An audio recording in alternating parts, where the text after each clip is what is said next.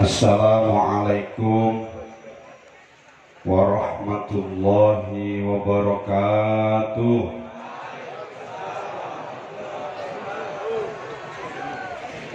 Bismillah.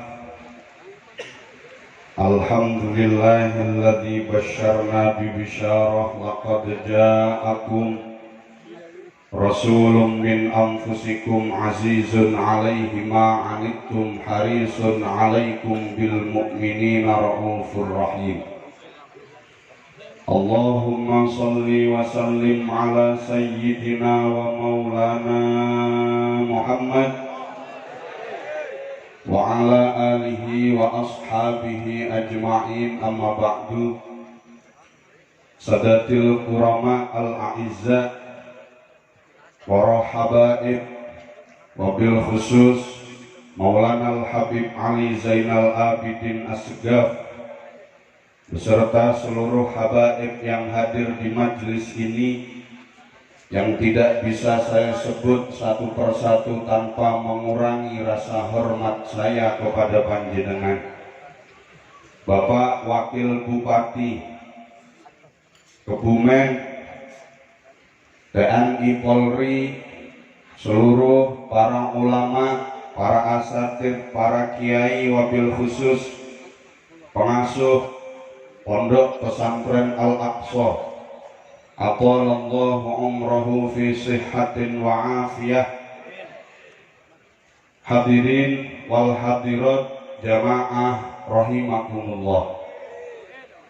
Alhamdulillah, mari kita bersama-sama bersyukur kehadirat Allah Subhanahu wa Ta'ala. Pada malam yang istimewa ini kita masih diberikan ma'unah oleh Allah Ta'ala sehingga bisa menggerakkan kaki kita menuju hadir di majelis yang mulia ini dalam keadaan sihah wal afiyah. Semoga dengan hadirnya kita di majelis ini Allah menambahkan keberkahan kepada kita semuanya, wabil khusus bangsa Indonesia, amin ya rabbal. Hadirin wal hadirat jamaah rahimakumullah. Ketika tadi Maulana Al-Habib Ali Zainal Abidin Assegaf mengatakan kepada kita untuk menghidupkan senter di HP kita masing-masing. Beliau mengatakan, ayo hidupkan lampu HP-nya. Saya doakan yang jomblo-jomblo segera menemukan jodohnya. Berarti yang jomblo banyak ya.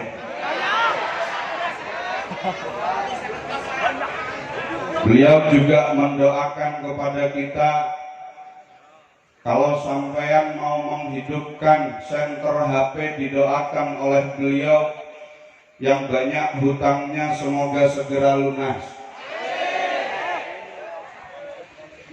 Berarti banyak yang jomblo, banyak yang punya hutang. Hadirin wal hadirat jamaah rahimakumullah. Orang jomblo itu memang perlu didoakan semoga mendapatkan jodoh. Kenapa begitu? Karena saya tahu rasa sakitnya digantung oleh cinta yang tidak jelas. Bahkan saya tahu rasa cinta yang diombang-ambingkan oleh angin ketidakpastian. Oleh karena itulah, kalau Anda ingin menemukan jodoh, ada satu doa di dalam Al-Quran. Ini bagi yang belum punya istri.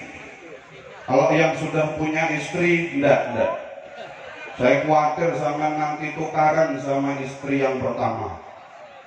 Apa doanya? Rabbana hablana min azwajina wa dzurriyyatina qurrata a'yun waj'alna lil muttaqina imama.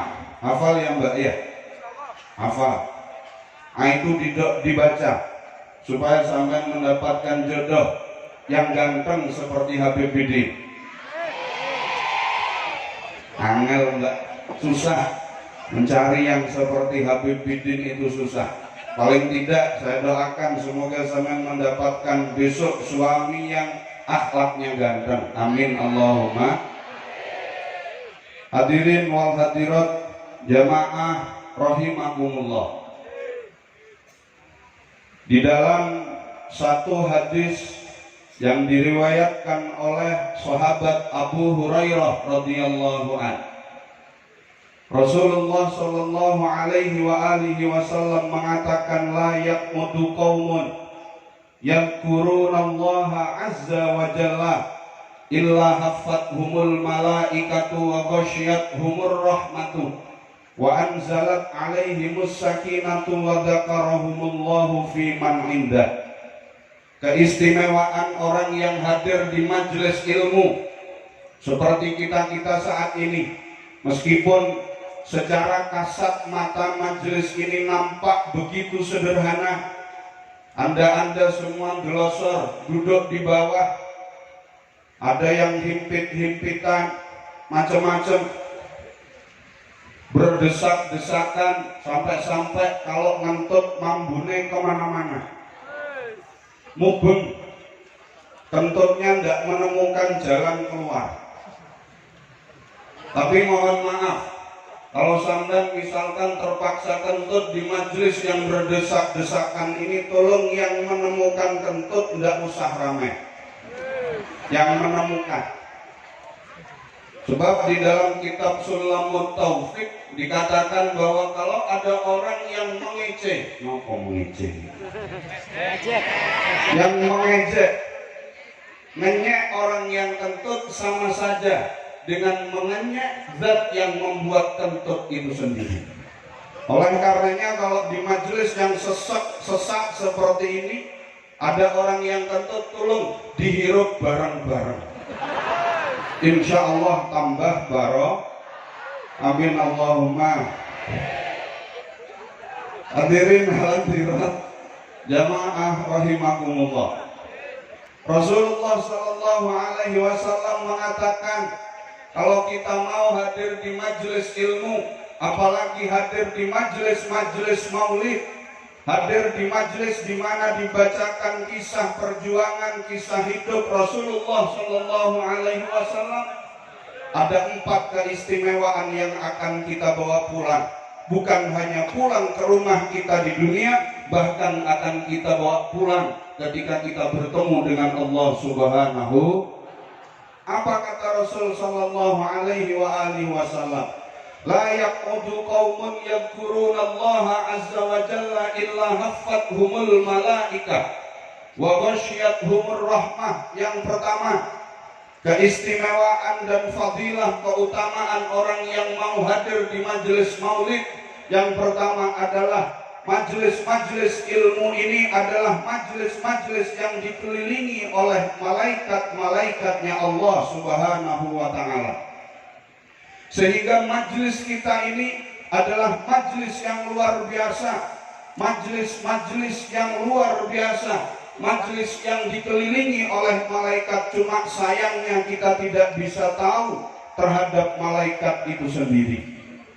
Makanya hadirin wal hadirat jamaah rahimakumullah, panjenengan kalau hadir di majelis ilmu, hadir di majelis zikir, tolong jangan ada rasa susah. Hadirlah dengan perasaan kebahagiaan. Kenapa? Karena majelis ilmu adalah majelis yang dikelilingi oleh para malaikatnya Allah Ta'ala. Semoga majelis kita ini dikelilingi oleh malaikat-malaikat Allah Ta'ala sehingga dapat memberikan keberkahan kepada kita semuanya. Amin ya Rabbal. Itu yang pertama. Yang kedua, hadirin wal hadirat jamaah rahimakumullah, orang kalau mau hadir di majelis ilmu, kata Rasulullah sallallahu alaihi wasallam, akan diselimuti oleh rahmatnya Allah Subhanahu wa ta'ala. Bahkan yang ketiga, wa anzalat alaihimus sakinah, akan diberi ketenangan hati oleh Allah Subhanahu wa ta'ala. Maka wabil khusus kepada yang jomblo-jomblo, kalau Anda di rumah sedang melamun sesuatu yang tidak pasti, lebih baik Anda hadir di majelis maulid, lebih baik Anda hadir di majelis ilmu. Supaya apa? Hatinya diberi ketenangan oleh Allah Subhanahu wa Ta'ala. Yang keempat, hadirin wal hadirat, fadilah daripada hadir di majelis-majelis ilmu, wabil khusus majelis maulid. Apa kata Rasulullah sallallahu alaihi wasallam? Wa dzakarahumullahu fi man indah. Orang yang mau hadir di majelis ilmu akan disebut oleh Allah Ta'ala di langit kepada para kekasih-kekasihnya Allah. Diumumkan kepada seluruh penduduk langit, wahai penduduk langit, aku suka sama Fulan bin Fulan. Loh, ini kan luar biasa. Makanya Bapak Ibu jamaah hadirin wal hadirat rahimakumullah, Anda hadir di majelis maulid ini keistimewaannya luar biasa. Makanya jangan kapok ya. Ampun kapok kalau bahasa Pekalongannya begitu. Mohon maaf. Kinten-kinten teng mriki paham napa mboten nak diomongi bahasa Jawa cara Pekalongan menika. Paham nggih? Mula panjenengan sami ampun kapok hadir di majelis maulid meskipun kados ngeten iki sederhana. Kadang-kadang mung rawuh mawon mboten angsal jajan, mboten angsal napa-napa, malah nak wangsul niku kadang-kadang sandale ilang. Tetapi hadirin wal hadirat rahimakumullah, majelis ini majelis yang luar biasa. Mula ngapunten, majelis maulid, majelis manakib, majelis tahlilan, majelis-majelis yang bisa memberikan manfaat, itu semua adalah merupakan kebaikan. Mula nak panjenengan ditangleti kalih tiyang, apa hukum daripada hadir di majelis maulid? Hukum daripada hadir di majelis maulid minangkane miturut Maulana Al-Habib Muhammad Lutfi bin Ali bin Hashim bin Yahya adalah sebuah kewajiban. Kenapa? Karena kita hadir di majelis maulid adalah dalam rangka bersyukur kepada Allah. Kenapa bersyukur kepada Allah? Karena sudah diberi uswatun hasanah yang sangat sempurna. Sebagai contoh, siapa? Rasulullah sallallahu alaihi wa alihi wasallam. Man lam yashkurin nas lam yashkurillah. Barang siapa yang tidak mau bersyukur kepada manusia, maka sama saja dia tidak mau bersyukur kepada Allah Subhanahu. Oleh karenanya hadir di majelis maulid ini kata beliau adalah wajib. Karena kalau kita tidak hadir di majelis maulid, kita tidak akan tahu bagaimana perjalanan Rasulullah sallallahu alaihi wasallam. Maka kalau kita ingin tahu bagaimana kehidupan Rasulullah sallallahu alaihi wasallam, hadirlah di majelis-majelis maulid supaya kita tahu sejarah kehidupan beliau mulai dari beliau lahir sampai beliau wafat, pulang ke hadratil ilah subhanahu. Hadirin wal hadirat jamaah rahimakumullah, majelis manakib datangi, majelis tahlil datangi, majelis-majelis pengajian datangi, jangan bosan. Anda kalau diundang diaturi bahasa Jawa nih, diaturi monggo rawuh teng majelis manakib ana apane, panganane apa, ana jajane apa ora, jangan begitu.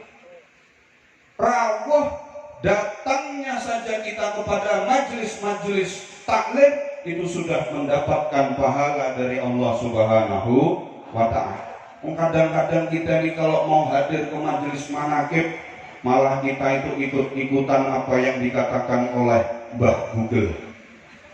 Mbah Google itu kalau ditanya, Mbah, hukumnya manakib bagaimana? Haram.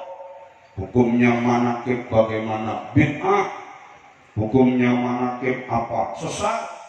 Itu kan miturut Mbah Google. Maulana Al-Habib Lutfi, Maulana Al-Habib Bagir Al-Atas, dan sedaya para habaib, tidak ada yang kemudian menolak untuk membaca manakib seperti halnya manakib Syekh Abdul Qadir Al-Jilani radhiyallahu anhu. Mohon maaf Bapak Ibu hadirin wal hadirat rahimakumullah. Kadang-kadang kita salah memaknai bid'ah karena kita terlalu sering melihat YouTuber, ustadz YouTube yang mohon maaf keilmuannya tidak dari pesantren. Maka pesantren itu penting. Kenapa penting? Karena di dalam pesantren kita tidak hanya diajarkan ilmu, tetapi diajarkan ilmu yang sangatnya mata rantai keilmuannya sambung sampai kepada Rasulullah Shallallahu Alaihi Wasallam. Oleh karena itulah mohon maaf, kalau kita mau mempelajari ilmu keislaman, silahkan masuk ke pondok pesantren. Jangan ngaji via YouTube, jangan ngaji via Mbah Google. Ketemu saja dengan orangnya tidak pernah, kok sampai angkat dia menjadi syekh, itu kan aneh. Ngesun tangannya saja tidak pernah. Datangi kiai-kiai, datangi ulama-ulama yang Anda tahu kesehariannya. Anda kan tidak tahu yang ada di YouTube itu sholat subuh apa enggak, sholat tahajud apa enggak. Kadang-kadang kita ini aneh, para rawuh hadirin wal hadirat. Anehnya apa? Banyak pengajian-pengajian di YouTube yang kalau ngaji gugat sana sini, caci sana sini. Itu anehnya apa? Yang dereknya banyak, yang percaya banyak. Loh ini kan aneh. Tetapi ulama-ulama kita yang ada di kampung-kampung, subhanallah, subuh dia membangunkan santrinya, ba'da subuh ngaji sama santrinya, ba'da zuhur ngaji sama santri, zuhur jamaah bersama santri. Kenapa Anda tidak mau hormat dan menghargai kiai-kiai yang luar biasa itu? Kenapa kita lebih percaya kepada kiai-kiai yang tidak kita kenali kesehariannya? Oleh karena itulah hadirin wal hadirat, wabil khusus haula Ma'had Al-Aqsa, sekitar pondok pesantren Al-Aqsa, tolong sampai kalau ngaji di pondok pesantren, supaya pengetahuan Anda itu jangkep, genep. Tidak kemudian ilmu yang Anda dapatkan hanyalah untuk menghakimi orang lain. Hadirin wal hadirat jamaah rahimakumullah. Oleh karena itulah mohon maaf, karena keadaan kita saat ini kok semakin kesini semakin agak runyam. Gara-gara apa? Kita ini senengane kalau ngaji sambil tiduran. Kalau ngaji di majelis seperti di masjid, di musola itu kadang-kadang sebelum kiainya hadir ngobrol ke sana kemari, merokok ke sana kemari. Begitu kiainya hadir, Al-Fatihah dan dingkluk dewe-dewe. Dingkluk. Tahlilan juga sama. Sebelum kiainya hadir, ngobrol urusan partai, urusan ini. Begitu kiainya hadir, Al-Fatihah wa Yasin dingkluk. Nanti lama-lama muncul suara. Tapi kalau di Kebumen enggak. Ini orang-orang Pekalongan. Kalau Kebumen enggak. Kalau Kebumen diaturi tahlil, semua semangat. Berangkat dari rumah sudah dalam keadaan suci, yang tidak hafal sambil membawa Al-Quran kecil untuk nanti dibaca bareng-bareng di majelis, membaca Al-Quran wabil khusus surah Yasin. Maka apa enggak. Kok yang jawab enggak ada, kayaknya enggak begitu. Hadirin wal hadirat jamaah rahimakumullah. Oleh karena itulah Anda hadir di majelis maulid, keutamaannya ada 4. Kalau kepingin hati diberi ketenangan, hadir di majelis ilmu. Kalau kepingin Anda diselimuti oleh rahmatnya Allah Ta'ala, hadir di majelis ilmu. Kalau Anda ingin dipromosikan menjadi orang yang dicintai oleh Allah, hadir di majelis ilmu. Kira-kira siap apa Anda? Siap apa Anda? Jangan cuma hadir di majelis-majelis yang tidak genah. Ini majelis yang genah, majelis yang sahih, majelis yang baik. karena kita tidak pernah putus untuk bersolawat kepada Rasulullah Shallallahu Alaihi Wasallam. Hadirin wal hadirat jamaah rahimakumullah. Orang kalau cinta kepada Rasul, subhanallah. Saya contohkan di Probolinggo, Jawa Timur, ada seorang waliullah Al-Qutub. Beliau bernama Ki Haji Muhammad Hasan bin Syamsuddin bin Qaiduddin. Beliau ini Bapak Ibu hadirin wal hadirat, saking cintanya kepada Rasulullah Sallallahu Alaihi Wasallam, sampai beliau ini diberi keistimewaan oleh Allah bisa mencium bau wangi dzurriyyah Rasulullah Sallallahu Alaihi Wasallam, meskipun jarak antara beliau dengan dzurriyyah itu 5 km. Jadi kalau ada dzurriyyah Rasul, keturunan Rasul, bongsone habaib, kalau ada dzurriyyah Rasul, ada habaib yang mau sowan kepada beliau, yang mau hadir ke rumah beliau, jarak 5 km sudah bisa tercium wanginya. Sehingga beliau itu kemudian sering menyuruh khatib, menyuruh para santrinya, Kang santri, ayo masak yang enak, masak yang enak. Santri-santri kaget, loh ada apa Kiai? Ada dzurriyyah Rasul yang mau hadir di rumah kita. Ini saking cintanya kepada Rasulullah Sallallahu Alaihi Wasallam. Bahkan Habib Ali Kuitan, ketika di Jakarta ada haul, beliau memanggil putranya. Beliau Habib Ali Kuitan sedang ceramah. Di tengah-tengah ceramah kemudian beliau memutus ceramahnya. Lalu beliau memanggil putranya. Tolong, ada Kiai Hasan di sebelah sana, di pojok sana. Tolong dipanggil, suruh ke depan. Putra Habib Ali ini bingung. Tuh, siapa sebenarnya orang yang disuruh oleh bapak saya yang duduknya jauh di sana, disuruh untuk maju ke depan? Begitu acara selesai, putranya tanya kepada Habib Ali Kuitan, Abah, mohon maaf, saya mau tanya, siapa orang yang engkau panggil tadi? Apa keistimewaannya sehingga orang itu sampai panggil suruh ke depan? Wahai anakku, beliau adalah Muhammad Hasan dari Probolinggo, Jawa Timur. Apa keistimewaannya, Abah? Setiap kali saya bermimpi Rasulullah Sallallahu Alaihi Wasallam, beliau Kiai Muhammad Hasan ada di belakang Rasulullah membawa sandal daripada Rasulullah Sallallahu Alaihi Wasallam. Subhanallah, itu orang yang cinta kepada Rasul Sallallahu Alaihi Wasallam, orang yang tidak pernah putus bersolawat kepada Rasulullah Sallallahu Alaihi Wasallam. Habib Ahmad Al-Habsyi, Habib Ahmad Al-Habsyi dari Solo pernah meriwayatkan satu kisah yang luar biasa. Ada orang bermimpi bertemu Rasulullah Sallallahu Alaihi Wasallam. Di dalam mimpinya orang ini berteriak-teriak memanggil Rasulullah Sallallahu Alaihi Wasallam. Ya Rasulullah, ya Rasulullah, ya Rasulullah. Semakin dia berteriak kencang, tapi Rasulullah tidak memberikan kode apa-apa, tidak noleh. Padahal orang ini sudah berteriak-teriak, ya Rasulullah, ya Rasulullah, apakah engkau tidak mendengar akan panggilanku ya Rasulullah? Karena sudah berteriak-teriak sampai capek, orang ini kemudian menghadang Rasulullah Sallallahu Alaihi Wasallam. Ya Rasulullah, apakah engkau tidak kenal denganku? Apakah engkau tidak mendengar panggilanku? Apa kata Rasulullah Sallallahu Alaihi Wasallam? Maaf, saya tidak tahu sampai itu siapa. Akhirnya hadirin wal hadirat, orang ini terbangun dari tidurnya. Ketika dia terbangun dari tidurnya, orang ini berpikir, loh, kenapa Rasulullah kok tidak bisa kenal dengan saya? Padahal di dalam mimpi saya sudah menyebut Rasulullah bolak-balik dengan suara yang amat keras.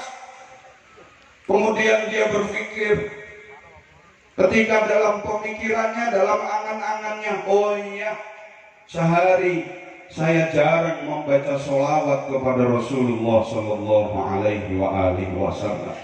Saya jarang baca sholawat, makanya Rasulullah meskipun saya panggil beliau tidak noleh.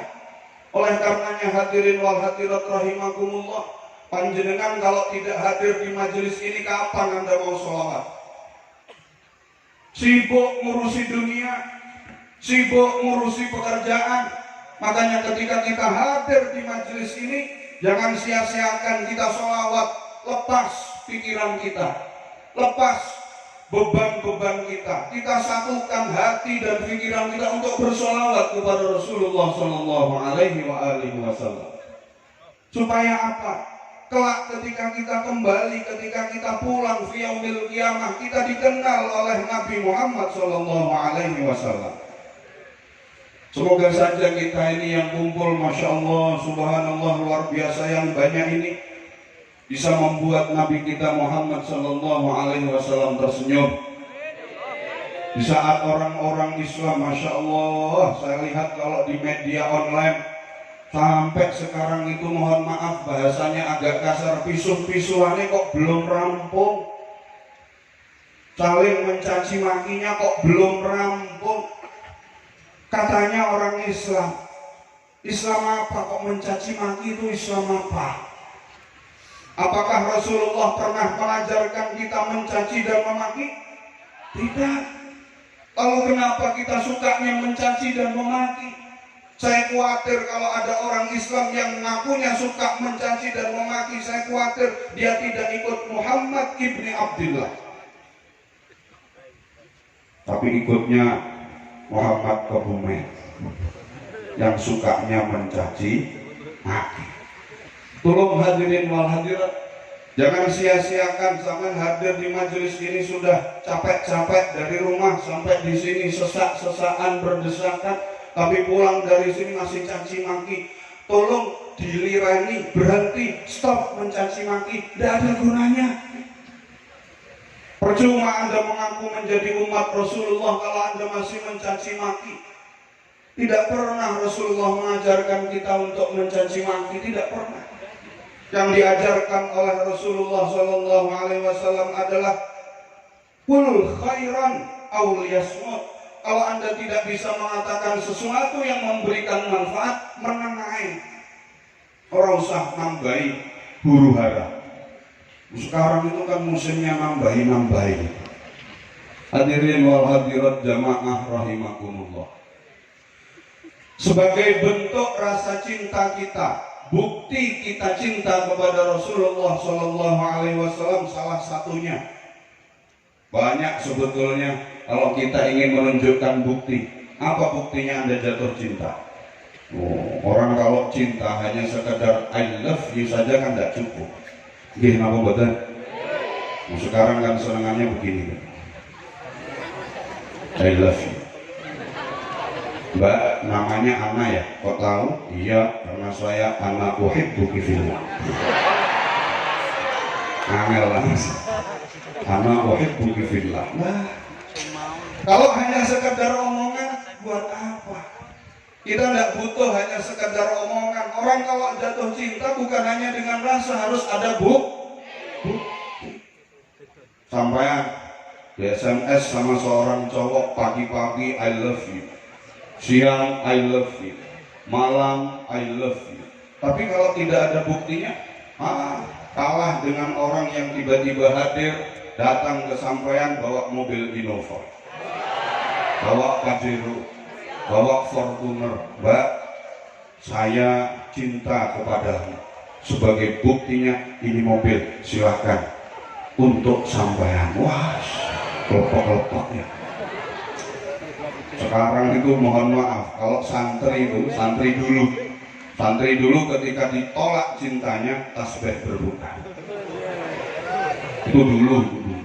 Kalau sekarang masih sampai muter tasbih ping 1000 kalah sama mahabbah Jepang.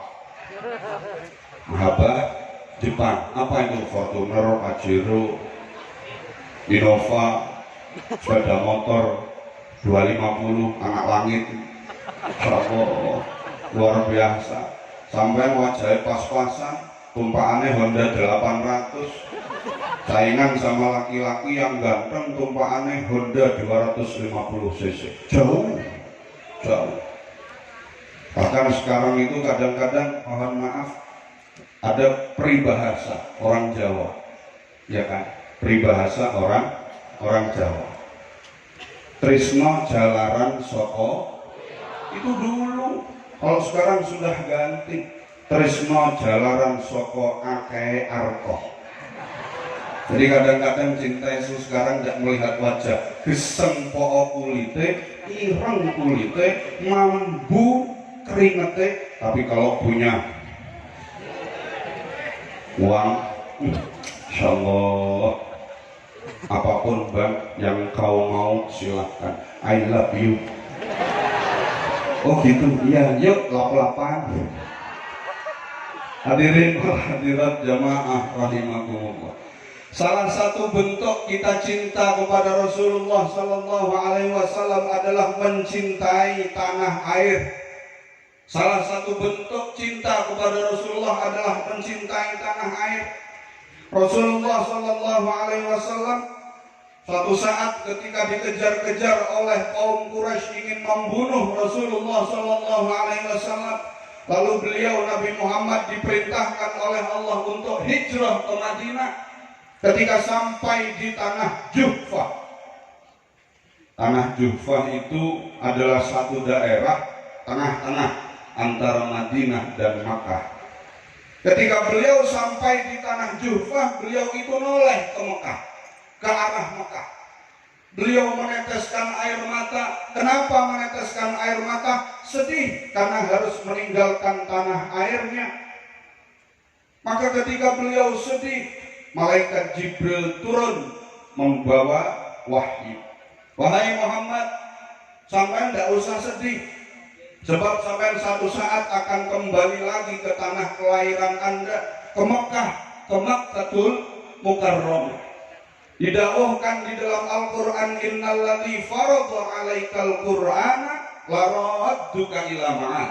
Wahai Muhammad, zat yang menurunkan Al-Quran kepadamu akan mengembalikan kamu ke tanah Mekah. Maka kemudian Rasulullah SAW berangkat ke Madinah dengan hati yang lapang. Ini menunjukkan dan menjadi dalil betapa kemudian cinta tanah air merupakan sunnah Rasulullah Sallallahu Alaihi Wasallam. Maka kalau ada orang mengatakan cinta tanah air itu tidak penting, mohon maaf, itu karena dia tidak pernah mondok di pondok pesantren. Mondoknya di pondok makan, bukan pondok pesantren. Tapi kalau dia mondok di pondok pesantren, subhanallah, semua sudah ada di pondok pesantren, lengkap.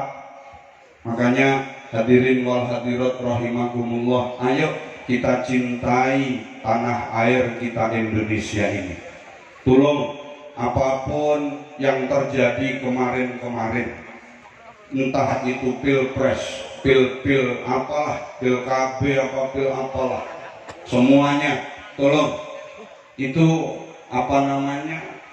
jangan kemudian dijadikan alasan sebagai perpecahan. Ingat, wa'tasimu bihablillahi jami'ah. Kita ini punya tanggung jawab yang sama. Untuk apa? Untuk meninggikan derajat agama Islam. Bagaimana agama Islam akan menjadi agama yang mulia kalau kita umat Islamnya tukaran, kalau kita umat Islamnya berantem melulu. Subhanallah, Indonesia ini merdeka sudah lama, tapi jalan raya itu mohon maaf semakin ramai jalannya ya kaya ngono-ngono kuwi. Kita ini kalah jauh dengan kota-kota negara-negara yang lain. Negara-negara yang lain jalannya sudah subhanallah, sudah tidak ada macet-macetan wae dhewe lah, masya Allah. Sudah jalannya sempit, bolong-bolong. Kita ini juga aneh. Anak TK tahu kalau lampu merah itu berhenti, tapi kadang-kadang yang S1 itu tidak tahu kalau lampu merah itu berhenti. Ini kan aneh. TK tahu kalau lampu merah berhenti, yang S1 lampu merah mangkat terus. Makanya mohon maaf, ayo kita bangun bangsa ini. Saya khawatir, mohon maaf, di Pekalongan itu ada kiai, karena berbeda partainya, satu saat di dalam majelis maulid disuruh duduk bareng sama saya. Yang duduk sama saya hanya satu kiai saja, yang kiai satunya tidak mau. Lalu saya tanya kepada santri, kepada panitia, Mas, kenapa kiai itu tidak mau duduk bareng? Pak Kiai, karena partainya berbeda. Tuh ini kan innalillah. Saya di hati itu nangis. Kalau kiainya tidak mau bersatu, bagaimana umatnya mau bersatu? Halo. Kalau kiainya tidak mau bersatu, bagaimana umatnya mau? Maka tolong para kiai-kiai, karena biasanya kalau sudah musim pil-pil itu kan yang didekati kiai-kiai. Pondok-pondok pesantren didatangi oleh si A, si B, si C karena mau nyalon. Begitu jadi lupa sudah. Itu sudah biasa. Saya juga sudah pernah merasakan dilupakan seperti itu. Dibuat kesempatan sementara, begitu jadi lupa. Tapi yang perlu difahami adalah, tolong, panjenengan sebagai ulama adalah perekat. Panjenengan sebagai ulama adalah pemersatu. Waqtasimu bihablillahi jami'a. Oleh karena itulah ulama, TNI, Polri harus bersatu kalau ingin Indonesia, bangsa kita tercinta ini masih tetap menjadi bangsa Indonesia. Semoga apa yang saya sampaikan bisa memberikan manfaat. Kurang lebihnya mohon maaf yang sebesar-besarnya. Wallahul muwaffiq ila aqwamit thoriq. Wassalamualaikum warahmatullahi wabarakatuh.